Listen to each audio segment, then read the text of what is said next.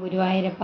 ഇനി നമുക്ക് 23-ാമത്തെ ദശകം, 1-ാമത്തെ ശ്ലോകം. പ്രാചേതസ്തു ഭഗവൻ അപരോഹി ദക്ഷഃ ത്വത്സേവനം വ്യഥിത സർഗവിവൃദ്ധികാമഃ ആവിർബഭൂവിധ തദാ ലസദഷ്ടബാഹുഃ തസ്മൈ വരം ദധിത താം ച വധൂം അസിഗ്നീം. പ്രാചേതസ്തു ഭഗവൻ അപരോഹി ദക്ഷഃ ത്വത്സേവനം വ്യഥിത സർഗവിവൃദ്ധികാമഃ ആവിർബഭൂവിധ തദാ ലസദഷ്ടബാഹുഃ തസ്മൈ വരം ദധിത താം ച വധൂം അസിഗ്നീം. ഭഗവാനെ, പ്രചേതസ്സുകളിലെ പുത്രനായ മറ്റേ ദക്ഷനാകട്ടെ സൃഷ്ടി വർദ്ധിക്കുവാൻ വേണ്ടിയിട്ട് നിന്തിരുവടിയെ ഭജിച്ചു. അപ്പോൾ ആ ദക്ഷൻ്റെ മുമ്പിൽ ഭഗവാൻ 8 കൈകളോട് കൂടിയിട്ട് പ്രത്യക്ഷനായി. ആ ദക്ഷൻ ആഗ്രഹിച്ച വരം കൊടുത്തു. മാത്രമല്ല ആ അസിഗ്നി എന്ന ഭാര്യയെയും നൽകി. അതായത് ബ്രഹ്മാവിന് പുത്രനായിട്ട് ഒരു ദക്ഷനുണ്ട്. ആ ദക്ഷൻ്റെ കഥയാണ് 16-ാം ദശകത്തിൽ പറഞ്ഞിട്ടുള്ളത്, നമ്മൾ കേട്ടത്. 19-ാം ദശകത്തിൽ മറ്റൊരു ദക്ഷൻ്റെ കഥയെക്കുറിച്ച് പറയുന്നു, അത് നമ്മൾ കേട്ടിരുന്നു. അത് പ്രചേതസ്സുകളിലെ പുത്രനായ ദക്ഷനാണ്. അങ്ങനെ ആ പ്രചേതസ്സുകളിലെ പുത്രനായ ദക്ഷൻ്റെ കഥയാണ് ഇവിടെ 23-ാമത്തെ ദശകത്തിൽ വിവരിക്കുന്നത്. ദക്ഷൻ പ്രജാസൃഷ്ടി വർദ്ധിപ്പിക്കാൻ വേണ്ടിയിട്ട് കഠിനമായിട്ട് തപസ് ചെയ്തു. ഭഗവാൻ പ്രത്യക്ഷനായി.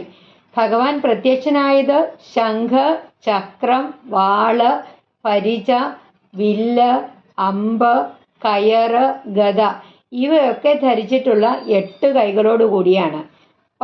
പഞ്ചജൻ എന്ന പേരായ പ്രജാപതിയുടെ മകള് അസിഗ്നി.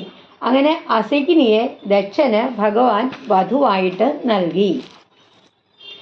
പ്രാചേതസ്തു ഭഗവൻ അപരോഹി ദക്ഷഃ ത്വത്സേവനം വ്യഥിത സർഗവിവൃദ്ധികാമഃ ആവിർബഭൂവിധ തദാ ലസദഷ്ടബാഹുഃ തസ്മൈ വരം ദധിത താം ച വധൂം അസിഗ്നീം. പ്രാചേതസ്തു ഭഗവൻ അപരോഹി ദക്ഷഃ ത്വത്സേവനം വ്യഥിത സർഗവിവൃദ്ധികാമഃ ആവിർബഭൂവിധ തദാ ലസദഷ്ടബാഹുഃ തസ്മൈ വരം ദധിത താം ച വധൂം അസിഗ്നീം. 2-ാമത്തെ ശ്ലോകം. തസ്യാത്മജാസ്ത്വയുതമീശ പുനഃസഹസ്രം ശ്രീനാരദസ്യ വചസാ തവ മാർഗമാപുഃ നൈകത്രവാസമൃഷയേ സ മുമോച ശാപം ഭക്തോത്തമം ഋഷിരനുഗ്രഹമേവ മേനേ. തസ്യാത്മജാസ്ത്വയുതമീശ പുനഃസഹസ്രം ശ്രീനാരദസ്യ വചസാ തവ മാർഗമാപുഃ നൈകത്രവാസമൃഷയേ സ മുമോച ശാപം ഭക്തോത്തമം ഋഷിരനുഗ്രഹമേവ മേനേ. ഈശ്വര, ഭഗവാനെ, ആ ദക്ഷൻ്റെ പുത്രന്മാരാകട്ടെ 10,000 പേരും പിന്നെ 1000 പേരും. അങ്ങനെ ശ്രീനാരദൻ്റെ ഉപദേശത്താൽ നിന്തിരുവടിയുടെ വഴിക്ക് അവർ തിരിഞ്ഞു. ഭഗവാനെ ആശ്രയിച്ചവർക്ക് മോക്ഷം കിട്ടി. അങ്ങനെ ആ ദക്ഷൻ നാരദനെ ഒരിടത്തും സ്ഥിരമായി വസിക്കാൻ ഇടവരാതെ പോകട്ടെ എന്ന് ശപിക്കുകയുണ്ടായി. ദക്ഷന് ഭാര്യയായ അസിഗ്നിയിൽ 10,000 പുത്രന്മാർ ജനിച്ചു. അവര് ഹര്യശ്വന്മാർ എന്ന പേരിൽ അറിയപ്പെട്ടു. പിതാവായ ദക്ഷൻ അവരെ സൃഷ്ടിക്കായിട്ട് നിയോഗിച്ചു.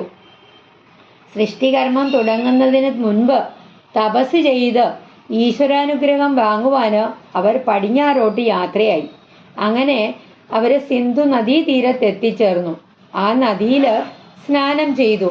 നദിയിലെ ജലം പാനം ചെയ്തു. അതുമൂലം അന്ധക്കരണം ശുദ്ധിയുണ്ടായി. അവരുടെ രാഗാദി ദോഷങ്ങളെല്ലാം നശിച്ച് പരമഹംസധർമ്മം അനുഷ്ഠിക്കണമെന്ന് അവർക്ക് ആഗ്രഹം ജനിച്ചു. ആ സമയത്താണ് നാരദമുനി അവിടെ എത്തിയത്. മുനി അവർക്ക് ധർമ്മോപദേശം കൊടുത്ത് സന്യാസാശ്രമം സ്വീകരിക്കുവാനായിട്ട് പ്രേരിപ്പിച്ചു. അങ്ങനെ മോക്ഷമാർഗത്തിലേക്ക് തിരിച്ചുവിട്ടു. അതറിഞ്ഞ് ദക്ഷൻ വളരെ കുണ്ഠിതപ്പെട്ടു. ഈ സമയം ബ്രഹ്മാവ് അവിടെ എത്തി. എന്നിട്ട് ദക്ഷനെ സമാധാനിപ്പിച്ചു. വീണ്ടും പഞ്ചജനന്റെ പുത്രിയായ അസകിനി 1000 പുത്രന്മാരെ പ്രസവിച്ചു. അവർക്കും ദക്ഷൻ അതേ നിയോഗമാണ് കൊടുത്തത്. അങ്ങനെ സൃഷ്ടിക്കായിട്ട് പുറപ്പെടുന്ന അവരെയും ശ്രീനാരദൻ മോക്ഷമാർഗത്തിലേക്ക് നയിച്ചു. അങ്ങനെ അങ്ങനെ ഭക്തിമാർഗത്തിലേക്ക് നാരദൻ അവരെയും തിരിച്ചുവിട്ടു എന്നത് അറിഞ്ഞപ്പോൾ ദക്ഷൻ നാരദരെ ശപിക്കുകയാണ് ഉണ്ടായത്. തൻ്റെ മക്കളെ ഗൃഹാശ്രമം ഉപേക്ഷിച്ച് സന്യാസമാർഗം സ്വീകരിച്ചത് നാരദൻ കാരണമാണ് എന്ന് മനസ്സിലാക്കിയ ദക്ഷൻ അങ്ങ് സ്ഥിരമായിട്ട് ഒരു ഭാഗത്തും എങ്ങും വസിക്കാൻ ഇടവരാതിരിക്കട്ടെ എന്നാണ് ശപിച്ചത്. പക്ഷെ ദക്ഷന്റെ ശാപം നാരദന് അനുഗ്രഹമായിട്ടാണ് കരുതിയത്. ദക്ഷന് രണ്ടാമത് ജനിച്ച 1000 പുത്രന്മാര് ശബളാശ്വന്മാർ എന്ന പേരിലാണ് അറിയപ്പെട്ടത്. അങ്ങനെ ഗൃഹസ്ഥാശ്രമം കഴിഞ്ഞു വേണമല്ലോ സന്യാശ്രമം എടുക്കുക. ഇവിടെ നാരദന്റെ ഉപദേശപ്രകാരം ഹരീശ്വരന്മാരും ശബളാസുരന്മാരും ഗൃഹസ്ഥാശ്രമം സ്വീകരിക്കാതെ തന്നെ അനുഷ്ഠിക്കാതെ തന്നെ സന്യാസാശ്രമത്തിലേക്ക് മോക്ഷമാർഗത്തിലേക്ക് തിരിഞ്ഞു പോവുകയാണ് ഉണ്ടായത്. നാരദൻ ത്രികാലജ്ഞാനിയാണ്. ദക്ഷപുത്രന്മാരുടെ പൂർവജന്മചരിത്രം മുഴുവനും അറിയാവുന്നതുകൊണ്ടാണ് നാരദൻ അവരെ സന്യാസമാർഗം സ്വീകരിക്കാനായിട്ട് പ്രേരിപ്പിച്ചത്. നാരദൻ ശാപം അനുഗ്രഹമായിട്ടാണ് കരുതിയത്. എവിടെയെങ്കിലും സ്ഥിരമായിട്ട് തങ്ങിയാലാണ് സംസാരബന്ധം ഉണ്ടാവുന്നത്. അങ്ങനെ അതിൽ നിന്ന് ഈ ശാപം കാരണം അദ്ദേഹം മോചിതനാവുന്നു. അതാണ് നാരദൻ അനുഗ്രഹമായിട്ട് കരുതിയത്. തസ്യാത്മജാസ്ത്വയുധമീശ പുനഃസഹസ്രം ശ്രീനാരദസ്യ വജസാ തവ മാർഗമാപുഃ നൈകത്ര വാസമൃഷയേ സമുപോച ശാപം ഭക്തോത്തമം ഋഷിരനുഗ്രഹമേവ മേനെ. തസ്യാത്മജാസ്ത്വയുധമീശ പുനഃസഹസ്രം ശ്രീനാരദസ്യ വജസാ തവ മാർഗമാപുഃ നൈകത്ര വാസമൃഷയേ സമുമോച ശാപം ഭക്തോത്തമം ഋഷിരനുഗ്രഹമേവ മേനെ. മൂന്നാമത്തെ ശ്ലോകം. ഷഷ്ട്യാ തതോ ദുഹിതൃഭി സൃജത കുലൗഖാൻ ദൗഹിത്ര സൂനുരഥ തസ്യ സ വിശ്വരൂപഃ ത്വത്സോത്ര വർമ്മിതമജാപയദിന്ദ്രമാജൗ ദേവ ത്വദീയമഹിമ ഖലു സർവജൈത്രഃ. അതിനുശേഷം 60 പെൺമക്കൾ വഴിയായിട്ട് പല വംശങ്ങളെയും സൃഷ്ടിച്ചു കൊണ്ടിരിക്കുന്ന ആ ദക്ഷന്റെ മകളുടെ മകന്റെ മകനായ ആ വിശ്വരൂപൻ പിന്നീട് യുദ്ധത്തിൽ ദേവേന്ദ്രനെ ഭഗവാന്റെ സ്തോത്രം കൊണ്ട് രക്ഷ ചെയ്ത് ജയിപ്പിക്കുകയുണ്ടായി. അങ്ങനെ ഭഗവാനെ അവിടുത്തെ ആ മാഹാത്മ്യം എല്ലാവരെയും ജയിക്കുന്നതാണല്ലോ. അതായത് ഹരീശ്വരന്മാരും ശബളാസുരന്മാരും സന്യാസം സ്വീകരിച്ച ശേഷം ദക്ഷന് 60 പെൺമക്കൾ കൂടി ജനിച്ചു. അങ്ങനെ ആ വഴിക്ക് പരമ്പരകളൊക്കെ വർദ്ധിച്ചു. അതിലൊരാളായ അതിഥിയുടെ മക്കളായ 12 ആദിത്യന്മാര്. അതിൽ 4ാമതായിട്ടുള്ള ത്വഷ്ടാവിന് രചന എന്ന അസുരസ്ത്രീയിൽ ജനിച്ച പുത്രനാണ് വിശ്വരൂപൻ. ദേവഗുരുവായ ബൃഹസ്പതി ഒരിക്കൽ കോപിച്ച് ഇന്ദ്രനെ ഉപേക്ഷിച്ചു പോയി. ആ സമയത്ത് ദേവന്മാർ ബ്രഹ്മാവ് നിർദ്ദേശിച്ചതനുസരിച്ച് വിശ്വരൂപനെ തങ്ങളുടെ പുരോഹിതനായിട്ട് സ്വീകരിച്ചു.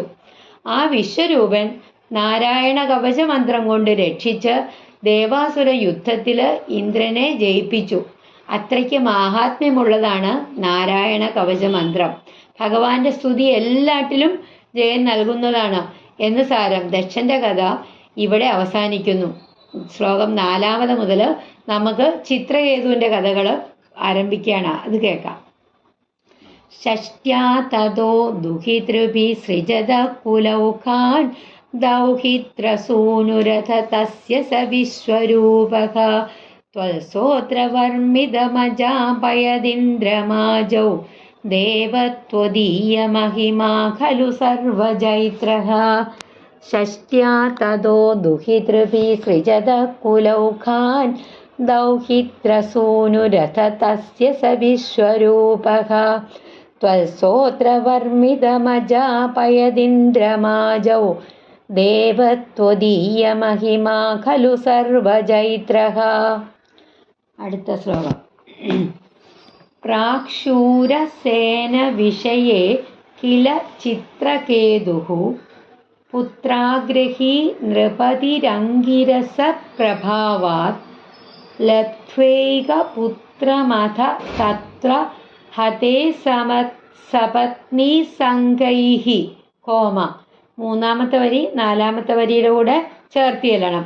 ലബ്ധ്വൈകപുത്രമഥ തത്ര ഹതേ സപത്നീസംഗൈഃ കോമ മുഹ്യദവശസ്തവമായയാസോ മുഹ്യദവശസ്തവമായയാസോ പ്രാക്ഷൂരസേനവിഷയേ കില ചിത്രകേതുഃ പുത്രാഗ്രഹീ നൃപതിരംഗിരസപ്രഭാവാത് ലബ്ധ്വൈകപുത്രമഥ തത്ര ഹതേ സപത്നീസംഗൈഃ അമുഹ്യദവശസ്തവമായയാസോ. അതായത് പണ്ട് ശൂരസേന രാജ്യത്ത് ചിത്രകേതു എന്ന പേരായിട്ട് ഒരു പുത്രനെ ആഗ്രഹിക്കുന്ന ഒരു രാജാവ് ഉണ്ടായിരുന്നല്ലോ. അദ്ദേഹം അങ്കിരസ് എന്ന മഹർഷിയുടെ പ്രഭാവത്താല് ഒരു പുത്രനെ നേടി. ആ പുത്രൻ രാജാവിൻ്റെ മറ്റ് പത്നിമാരാല് കൊല്ലപ്പെട്ടു. അവിടുത്തെ മായയാല് ചിത്രകേതു മോഹാലസ്യപ്പെട്ടു. അങ്കിരസിന്റെ പ്രഭാവം കൊണ്ടാണ് ചിത്രകേതുവിന്റെ ഭാര്യയായിട്ടുള്ള ഹൃതദ്യുതി ഗർഭിണിയായി ഒരു പുത്രനെ പ്രസവിച്ചത്.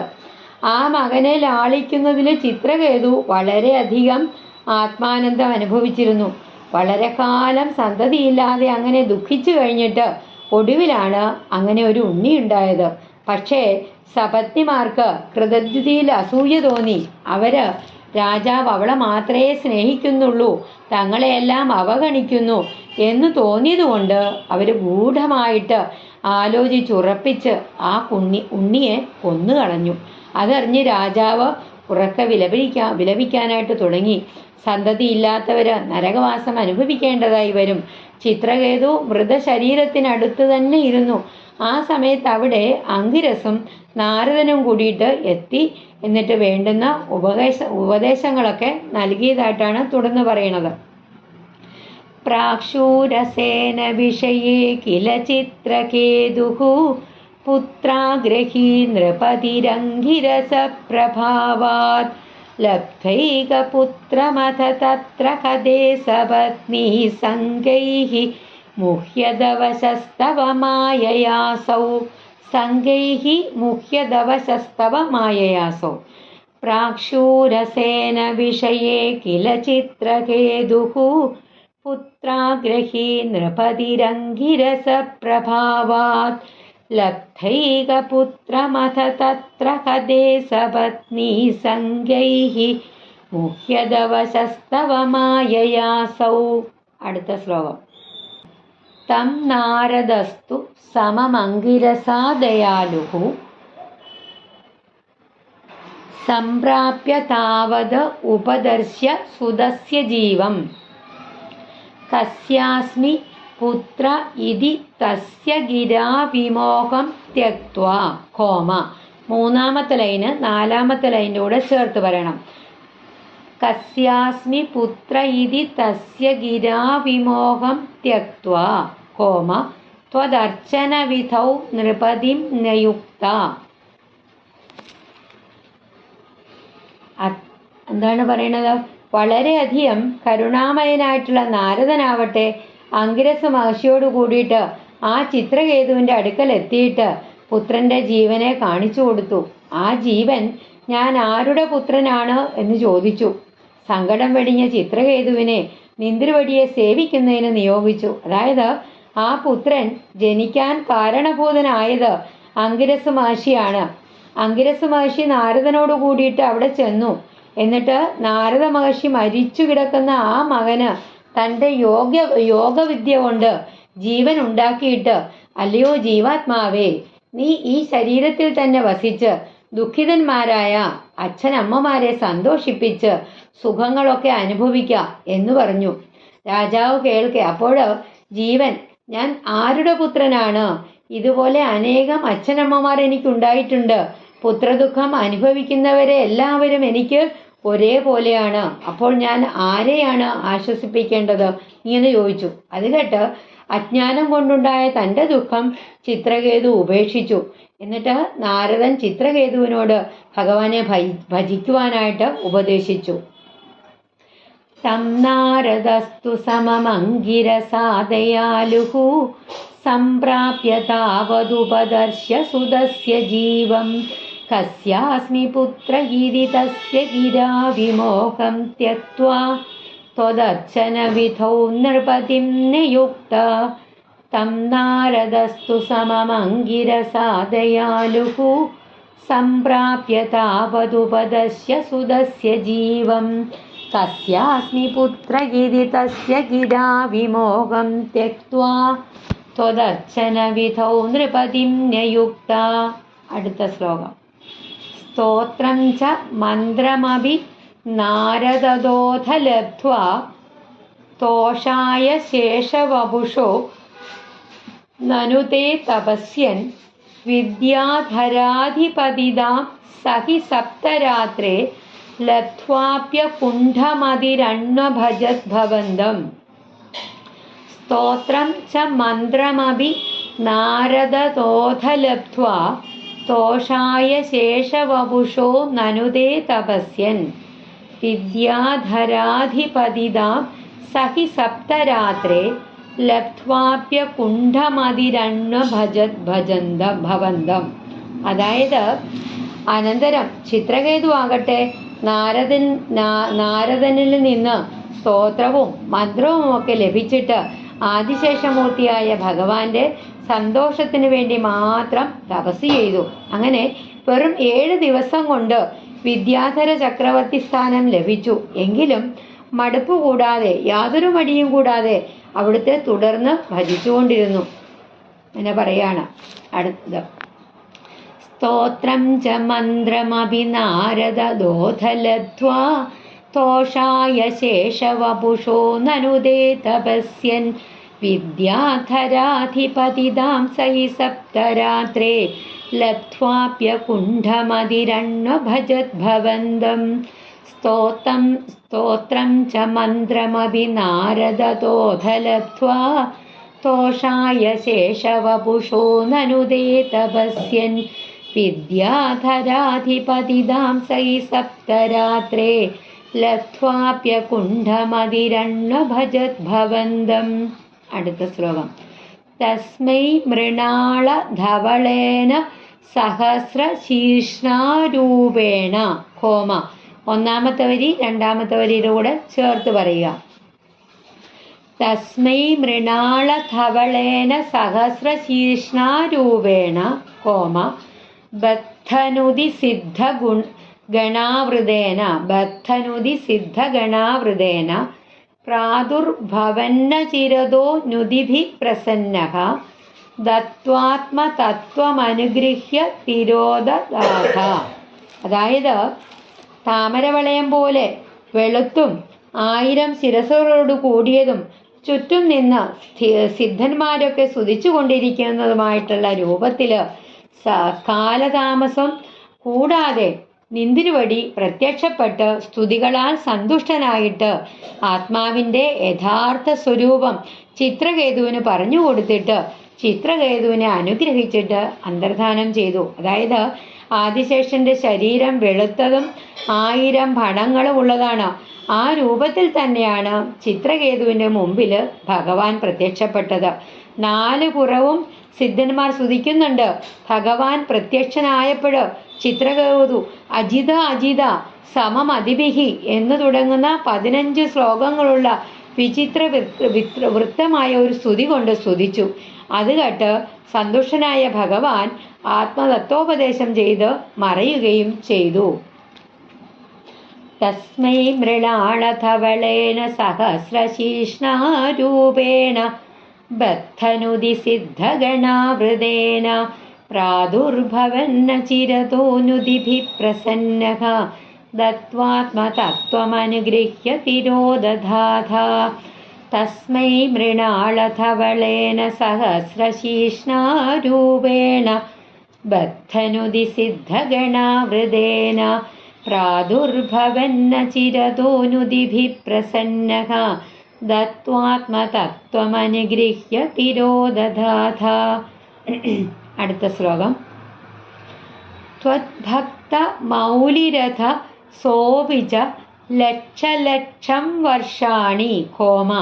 ഒന്നാമത്തെ വരി രണ്ടാമത്തെ വരിയിലൂടെ ചേർത്ത് പറയുക. ത്വദ്ഭക്ത മൗലിരഥ സോപിച ലക്ഷലക്ഷം വർഷാണി കോമ ഹർഷുലമനാ ഭുവനേഷു കാമം സംഗാപയൻ ഗുണഗണം തവ സുന്ദരീഭിഃ സംഗാതിരേകരഹിതോ ലളിതം ചചാര. പിന്നീട് ഭഗവാന്റെ ഭക്തന്മാരിൽ അത്യുന്നതമനായിട്ടുള്ള ആ ചിത്രകേതുവാകട്ടെ അനേക ലക്ഷം സംവത്സരം മനസന്തോഷത്തോടു കൂടിയിട്ട് എല്ലാ ലോകങ്ങളിലും ഭഗവാന്റെ ഗുണങ്ങളെ വിദ്യാധര സ്ത്രീകളെ കൊണ്ട് യഥേഷ്ടം പാടിച്ചുകൊണ്ട് സുഖങ്ങളിലൊക്കെ ആസക്തി ഇല്ലാതെ കൊണ്ട് ഉല്ലാസത്തോടു കൂടിയിട്ട് സഞ്ചരിച്ചു. അങ്ങനെ ഭക്തി കൈവടിയാതെ അതേ സമയത്ത് ലൗകിക സുഖങ്ങൾ അനുഭവിച്ചുകൊണ്ട് അനേക ലക്ഷം വർഷക്കാലം അങ്ങനെ കഴിച്ചുകൂട്ടി. ത്വദ്ഭക്തമൗലിരഥസോപിച ലക്ഷലക്ഷം വർഷാണി ഹർഷുലമനാ ഭുവനേഷു കാമം സംഗാപയൻ ഗുണഗണം തവ സുന്ദരീഭിഃ സംഗാതിരേകരഹിതോ ലളിതം ചചാര. ത്വദ്ഭക്തമൗലിരഥസോപിച ലക്ഷലക്ഷം വർഷാണി ഹർഷുലമനാ ഭുവനേഷു കാമം സംഗാപയൻ ഗുണഗണം തവ സുന്ദരീഭിഃ സംഗാതിരേകരഹിതോ ലളിതം ചചാര. അടുത്ത ശ്ലോകം. അത്യന്ത സംഘ വിലയായ ഭവത് പ്രണുന്നഃ നൂനം സ രൂപ്യഗിരിമാപ്യ മഹത്സമാജേ നിശങ്കമംഗകൃതവല്ലഭമംഗജാരിം തം ശങ്കരം പരിഹസൻ ഉമയാഭിഷേപേ.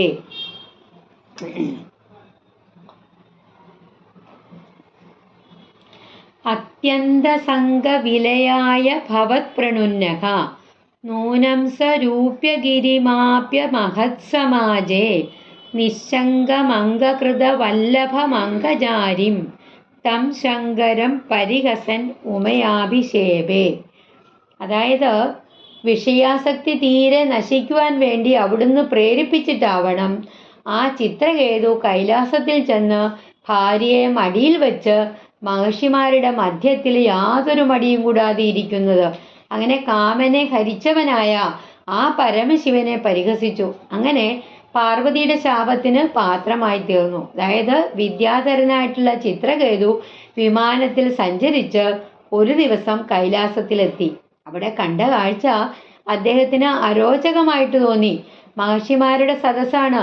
അതിൽ അധ്യക്ഷ സ്ഥാനത്ത് പരമേശ്വരൻ ഇരിക്കുന്നു. അദ്ദേഹത്തിന്റെ മടിയിലോ ആലിംഗനബദ്ധിയായിട്ടുള്ള പാർവതി ദേവിയുണ്ട്. അത് കണ്ടിട്ട് ചിത്രകേതുവിന് പരിഹാസമാണ് തോന്നിയത്. ഈ ലോകഗുരു ഒരു പ്രാകൃതനെ പോലെ ഇങ്ങനെ ചെയ്യുന്നുവല്ലോ എന്ന് പരിഹസിച്ചു. ആ പരിഹാസം പാർവതി ദേവിക്ക് ഒട്ടും സഹിച്ചില്ല. ശിവന് പ്രത്യേകിച്ച് ഒന്നും തോന്നിയില്ല. എങ്കിലും പാർവതിക്ക് അത് ഹിതമായില്ല. കോപം വർദ്ധിച്ച പാർവതി ചിത്രകേതുവിനെ ഒരു അസുരനായി പോകട്ടെ എന്ന് ശപിച്ചു. അത്യന്തസംഗവിലയായ ഭവത് പ്രണുന്നഃ നൂനം സരൂപ്യഗിരിമാപ്യ മഹത്സമാജേ നിശങ്കമംഗകൃതവല്ലഭമംഗജാരിം തം ശങ്കരം പരിഹസൻ ഉമയാഭിഷേപേ. അത്യന്തസംഗവിലയായ ഭവത് പ്രണുന്നഃ നൂനം സരൂപ്യഗിരിമാപ്യ മഹത്സമാജേ നിശങ്കമംഗകൃതവല്ലഭമംഗജാരിം തം ശങ്കരം പരിഹസൻ ഉമയാഭിഷേപേ. അടുത്ത ശ്ലോകം. നിസ്സംഭ്രമസ്ത്വയമയാചിത ശാപമോക്ഷഃ വൃത്രാസുരത്വമുപഗമ്യ സുരേന്ദ്രയോധി ഭക്ത്യാത്മതത്വകഥനൈ സമരേ വിചിത്രം ശത്രോരവി ഭ്രമം അപാസ്യ ഗതപദം തേ. ഈ ചിത്രകേതു ആകട്ടെ ഒട്ടും പരിഭ്രമിക്കാതെ ശാപമോക്ഷം പോലും ചോദിക്കാതെ വൃത്രാസുരനായിട്ട് തീർന്ന് ദേവേന്ദ്രനുമായിട്ട് യുദ്ധം ചെയ്യുന്നതിനിടയിൽ ഭക്തി നിമിത്തം ആത്മതത്വോപദേശങ്ങളെ കൊണ്ട് യുദ്ധത്തില് ശത്രുവിനു പോലും അജ്ഞാനം നീക്കിക്കൊടുത്തു. അതായത് നിന്തിരുവടിയുടെ ലോകം പ്രാപിച്ചു. വളരെ ആശ്ചര്യം തന്നെ. അങ്ങനെ പാർവതി ദേവി ശപിച്ചതിൽ ചിത്രകേതുവിന് യാതൊരു പരിഭ്രമവും ഉണ്ടായില്ല, ഒട്ടും പേടി തോന്നിയില്ല. മാത്രമല്ല അതൊരു അനുഗ്രഹമായിട്ടാണ് അദ്ദേഹത്തിന് തോന്നിയത്. ത്വഷ്ടാവിന്റെ ഹോമാഗ്നിയിൽ നിന്ന് വൃത്രാസുരൻ പിറവി എടുക്കുന്നത് തന്നെ ഇന്ദ്രന്റെ ശത്രുവായിട്ടാണ്. വൃത്രനും ദേവേന്ദ്രനും തമ്മിൽ പിന്നീട് ഭയങ്കരമായിട്ടുള്ള ഘോരായിട്ടുള്ള യുദ്ധം നടന്നു. ആ യുദ്ധത്തിനിടയിൽ ശത്രുവായ ദേവേന്ദ്രന് വൃത്രാസുരൻ ആത്മതത്വ ഉപദേശം ചെയ്തു. പാർവതിയുടെ ശാപമേറ്റപ്പോൾ പരിഭ്രമിക്കാത്തതും യുദ്ധമധ്യത്തിൽ ശത്രുവിന് ആത്മതത്വ ഉപദേശം ചെയ്തതുമെല്ലാം അത്ഭുതം തന്നെ. ആ മന്ത്രം മാത്രം, അത്രമാത്രം ഭക്തനായിരുന്നു, മുജ്ജന്മ ആയിരുന്നു അത് ചിത്രകേതു. അങ്ങനെ ആ മുജ്ജന്മ സുഹൃതം കൊണ്ടാണ് വൃത്രാസുരൻ അങ്ങനെ അത് ആ വൃത്രാസുരന് മുജ്ജന്മം നല്ല സുഹൃതം ചെയ്തിട്ടുണ്ടായിരുന്നു. 10ാമത്തെ ശ്ലോകത്തോടു കൂടിയിട്ട് ഈ കഥ ഇവിടെ അവസാനിക്കുകയാണ്. ഇനി അടുത്ത ശ്ലോകത്തിൽ മരുത്തുക്കളയുടെ ഉൽപ്പത്തിയെ കുറിച്ചിട്ടാണ് 11ാമത്തെ ശ്ലോകത്തിൽ വർണ്ണിച്ചിരിക്കുന്നത്. നിസ്സംഭ്രമസ്വയമയാചിത ശാപമോക്ഷക വൃത്രാസുരത്വമുപഗമ്യ സുരേന്ദ്രയോധി ഭക്ത്യാത്മ്യതത്വകഥനൈ സമരേ വിചിത്രം ശത്രോരവിഭ്രമം അപാസ്യ ഗതപദം തേ. നിസ്സംഭ്രമസ്വയമയാചിത ശാപമോക്ഷക വൃത്രാസുരത്വമുപഗമ്യ സുരേന്ദ്രയോധി ഭക്ത്യാത്മതത്വകഥനേ സമരേ വിചിത്രം ശത്രോരവിഭ്രമമാവാസ്യ ഗതപദം തേ. 11ാമത്തെ ശ്ലോകം. ത്വൽസേവനേന ദിതിരിന്ദ്ര വധോദ്യതാഭി താൻ പ്രത്യുതേന്ദ്ര സുഹൃദോ മരുതോഭിലേഭേ ദുഷ്ടാശയേഭി ശുഭദൈവ ഭവൻ നിഷേവ തത്താദൃശസ്ത്വമവമാം പവനാലയേശ. അങ്ങനെ ദിതി അങ്ങനെ സേവിച്ചിട്ട് ഇന്ദ്രനെ വധിക്കുന്നതിന് ഉദ്യമിച്ചു. എങ്കിലും നേരെ വിപരീതമായിട്ട് ഇന്ദ്രന്റെ സുഹൃത്തുക്കളായിട്ടുള്ള ആ മരുത്തുക്കളെയാണ് പുത്രന്മാരായിട്ട് ലഭിച്ചത്. അങ്ങനെ ദുഷ്ടഹൃദയനു പോലും അവിടുത്തെ സേവിക്കുന്നത് ഗുണമായിട്ടേ വരൂ. അല്ലയോ ശ്രീ ഗുരുവായൂരപ്പ, അപ്രകാരമുള്ള ഭഗവാൻ എന്നെ രക്ഷിക്കണേ. അങ്ങനെ ഹിരണ്യാക്ഷൻ, ഹിരണ്യകശിപു ഇവർ രണ്ടുപേരും ദിതിയുടെ മക്കളാണ്. അവരെ ഇന്ദ്രൻ വിഷ്ണുവിനെ കൊണ്ട് കൊല്ലിച്ചു. അതുകൊണ്ട് തന്നെ ദിതിക്ക് ഇന്ദ്രനെ ഹനിക്കണം എന്ന മോഹമുണ്ടായി. അതിന് പ്രാപ്തനായ ഒരു പുത്രനെ തനിക്ക് നൽകണമെന്ന് ഭർത്താവായ കശ്യപ മഹർഷിയോട് അഭ്യർത്ഥിച്ചു. ദിതി ഗർഭിണിയായ ദിതി 1 വർഷക്കാലം മുഴുവൻ വ്രതമനുഷ്ഠിക്കാനായിട്ട് കശ്യപ മഹർഷി ഉപദേശിച്ചു. പക്ഷേ ആ വ്രതത്തിൽ ഭംഗം വന്നു. അതുകൊണ്ട് ആ ഗർഭത്തിലുണ്ടായിരുന്ന 49 പേര് മരുത്തുക്കള് ആ ഇന്ദ്രന്റെ സുഹൃത്തുക്കളായിട്ടാണ് ഭവിച്ചത്. ഇന്ദ്രനും ദിതിക്കും ഇങ്ങനെ ഗുണമുണ്ടാകാനായിട്ട് കാരണം ഭഗവത് ഭക്തി മാത്രമാണ്. ഭക്തന്മാർക്കെല്ലാം നൽകുന്ന ശ്രീ ഗുരുവായൂരപ്പ തന്നെയും രക്ഷിക്കണേ എന്ന് പ്രാർത്ഥിച്ചുകൊണ്ട് ഭട്ടതിരിപ്പാട് 23ാമത്തെ ദശകം സംക്ഷേപിച്ചത്. ഇത് ഭഗവത് പാദങ്ങളിൽ സമർപ്പിക്കുന്നു. അല്ലയോ ശ്രീ ഗുരുവായൂരപ്പ, എല്ലാവർക്കും നല്ലത് വരുത്തണമേ. ത്വൽസേവനേന ദിതിരിന്ദ്രവദോദ്യതാഭി താൻ പ്രത്യുതേന്ദ്ര സുഹൃദോ മരുദോഭിലേഭേ ദുഷ്ടാശയേ വിശുഭദൈവ ഭവൻ നിഷേവ തത്താദൃശസ്ത്വവമാം പവനാലയേശ. ത്വൽസേവനേന ദിതിരിന്ദ്രവദോദ്യതാഭി താൻ പ്രത്യുതേന്ദ്ര സുഹൃദോ മരുദോഭിലേഭേ ദുഷ്ടാശയോ വിശുഭദൈവ ഭവൻ നിഷേവ തത്താദൃശസ്ത്വവമാം പവനാലയേശ. ശ്രീ ഗുരുവായൂരപ്പ ശരണം. ഒരിക്കൽ കൂടി വായിക്കാം. പ്രാചേതസ്തു ഭഗവൻ അപരോഹി ദക്ഷഃ ത്വൽസേവനം വ്യഥിതസർഗവിവൃദ്ധികാമഃ ആവിർബഭൂവിത തദാലസദഷ്ടബാഹുഃ തസ്മൈ വരം ദധിതതാം ച വധൂം അസിഗ്നീം തസ്യാത്മജാസ്ത്വയുധമീശ പുനഃ സഹസ്രം ശ്രീനാരദസ്യ വചസാ തവ മാർഗമാപുഃ നൈകത്ര വാസമൃഷയേ സമുമോച ശാപം ഭക്തോത്തമം ഋഷിരനുഗ്രഹമേവ മേനെ ഷഷ്ട്യാ തദോ ദുഹിതൃഭിः സൃജത കുലൗഖാൻ ദൗഹിത്രസൂനുരഥ തസ്യ സ വിശ്വരൂപഃ ത്വൽസോത്രവർമിദമജാപയദിന്ദ്രമാജൗ ദേവത്വദീയമഹിമാ ഖലു സർവജൈത്രഃ പ്രാക്ഷൂരസേന വിഷയേ കില ചിത്രകേതുഃ പുത്രാഗ്രഹീ നൃപതിരംഗിരസപ്രഭാവാത് ലബ്ധൈകപുത്രമഥ തത്ര കഥേ സപത്നീ സംഗൈഃ മുഹ്യതവശസ്തവ മായയാസൗ തം നാരദസ്തു സമമംഗിരസാദയാലുഃ സംപ്രാപ്യ താവതുപദർശ്യ സുതസ്യ ജീവം തസ്യാസ്മി പുത്ര ഇതി തസ്യ ഗിരാ വിമോഹം ത്യക്ത്വാ ത്വദർച്ചന വിധൗ നൃപതിം നിയുക്ത സ്തോത്രം ച മന്ത്രമപി നാരദതോഥ ലബ്ധ്വാ തോഷായ ശേഷവപുഷോ നനുദേ തപസ്യൻ വിദ്യാധരാധിപതിതാം സഹി സപ്തരാത്രേ ലബ്ധ്വാപ്യകുണ്ഠമതിരണ്ണഭജദ്ഭവന്തം തസ്മൈ മൃണാളധവളേന സഹസ്രശീഷ്ണാരൂപേണ ബദ്ധനുതി സിദ്ധഗണാവൃതേന പ്രാദുർഭവന്ന ചിരതോനുദിഭിः പ്രസന്നഃ ദത്വാത്മതത്ത്വമനുഗൃഹ്യ തിരോദധാഥ ത്വൽഭക്തമൗലിരഥസോऽपि च ലക്ഷലക്ഷം വർഷാണി ഹർഷുലമനാ ഭുവനേഷു കാമം സംഗാപയൻ ഗുണഗണം തവ സുന്ദരീഭിः സംഗാതിരേകരഹിതോ ലളിതം ചശാര അത്യന്തസംഗവിലയായ ഭവത്പ്രണുന്നഃ നൂനം സ്വരൂപ്യ ഗിരിമാപ്യ മഹത്സമാജേ നിശ്ശങ്കമംഗകൃതവല്ലഭമംഗജാരിം തം ശങ്കരം പരിഹസൻ ഉമയാഭിഷേപേ നിസ്സംഭ്രമസ്ത്വയമയാചിതശാപമോക്ഷഃ